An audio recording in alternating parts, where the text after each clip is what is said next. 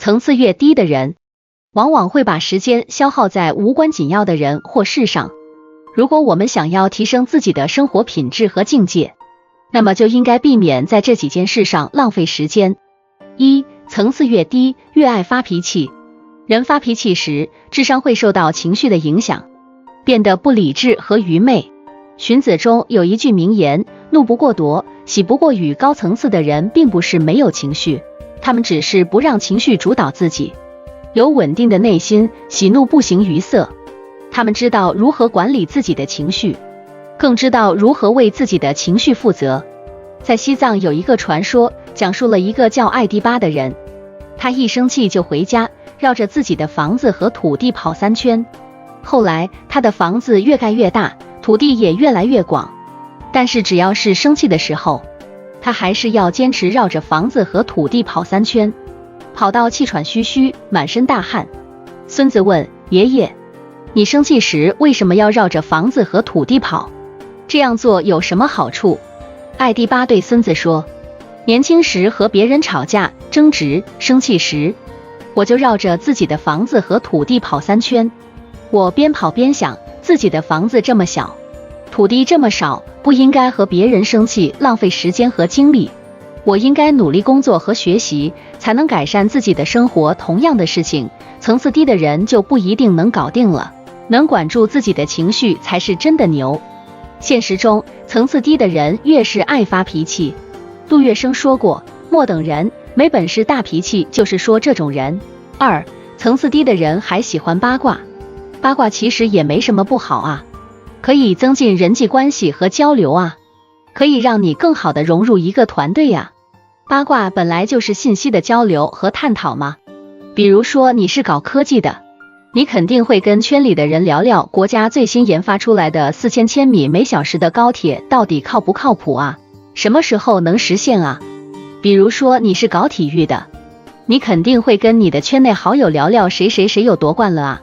一个公司也是一个圈子，在那个圈子里，你就会关心公司同事和老板的动向啊，谁谁又升职了啊，谁谁在做哪个项目啊。现在的人都太八卦了，老是关注明星的私生活，谁和谁分手了，谁和谁出轨了，谁又打老婆了，这些事情有什么意思呢？你看看他们的成就，他们的才华，他们的贡献，不是更有意义吗？蒋方舟说过，现在的文化是一个很糟的东西，大家都在说话，但都没人在听。他说的很对，大家都在追逐那些肤浅的信息，没有自己的想法，没有自己的判断，只是跟着别人走。尼尔·波兹曼也说过，我们是一个娱乐至死的物种，我们把所有的事情都变成了娱乐，政治、宗教、新闻、教育、商业，都是为了取悦我们的感官。这样很可怕，我们会失去自己的灵魂，变成一群没有思想的机器人。我们应该多读书，多思考，多学习，不要被那些无聊的娱乐新闻所迷惑。杨绛给一个年轻人写信说过，你读书太少了，想得太多了。他说的很有道理，读书可以开阔我们的视野，让我们看到更多的可能性，更多的真理。有些人老是盯着别人，不管自己的事。现在的社交软件让我们能看到别人的生活、想法、状态，然后跟自己比。你住在小小的房子里，想着老板的工资，心里不爽，要是我也能当老板就好了。钱多多，你躺在床上看朋友圈，看到同学去旅游的照片，羡慕死了，嫁个有钱人就是好，不用上班到处玩。你一直在抱怨自己跟别人的差距，觉得自己很惨，从来不开心。越是这样的人，越不关心自己，只关心别人。其实每个人都是不一样的，活着的时间也不长，与其总盯着别人，不如多关注自己的进步，努力让自己活得更好，才能过得开心。当一个人把注意力从外面转到自己身上时，才能有更大的视野。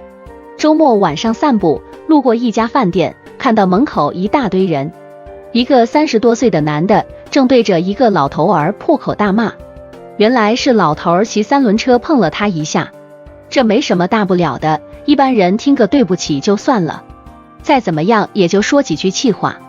可这个男的就是不罢休，也不说怎么解决，就在那儿骂个没完没了，还跟旁边的人说说笑笑，好像很得意似的。老头儿很老实，站在那儿不知道怎么办，脸都红了，一直说对不起，差点就要给那男的跪下了。后来有人受不了了，说这点小事你至于吗？你又没受伤什么的，欺负个老人家有意思吗？周围的人也开始帮老头儿说话。男子看到风头不对，又骂了几句就走了。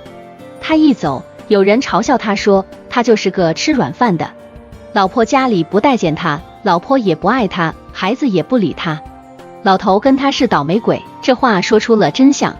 有人说越是弱的人越是不会宽容，这话有点绝对，但是如果一个人总是得理不饶人，那他的层次也不会高。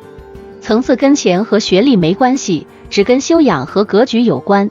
层次高的人就算一无所有也有自己的风度，层次低的人就算有钱有势也很粗俗，总想靠别人的错误来显示自己的存在感。什么时候一个人会显得得理不饶人？就是在一些小事上占着道理或者道德的优势，不肯放过别人的错，把小事闹大。生活中这样的事很多，比如吃饭时对服务员大吼大叫，外卖晚了一点就骂外卖小哥还要投诉，坐飞机或者高铁时把自己当老大，乘务员稍微出错就破口大骂。看一个人怎么对待服务员或者弱者，就能看出他的修养和层次。看一个人在一些小事情上的表现，就能反映出一个人的修养。修养差的人心胸狭窄，总是爱占小便宜，不肯让步。他们活在自己的小圈子里，没有广阔的视野和气度。孔子说过，做人要有数字，就是要宽容。心里有海量的人，不会为了一点小事就动怒或者争执。有些人只会得理不饶人，不管对方是谁，都要占尽上风。但是他们在无理的时候，又会死不认错，死皮赖脸。这样的人不懂得留一线，以后难相见。他们只是为了满足自己的虚荣心和表现欲，不顾别人的感受和立场。这样做不仅暴露了自己的低层次，也给自己的未来埋下了隐患。今天就跟大家聊到这里，这里是思维源流。订阅本频道，快速建立你的顶尖思维体系，助力你的人生赢家。如果你喜欢我的视频，记得点赞、订阅、分享和留言，我们下个视频见。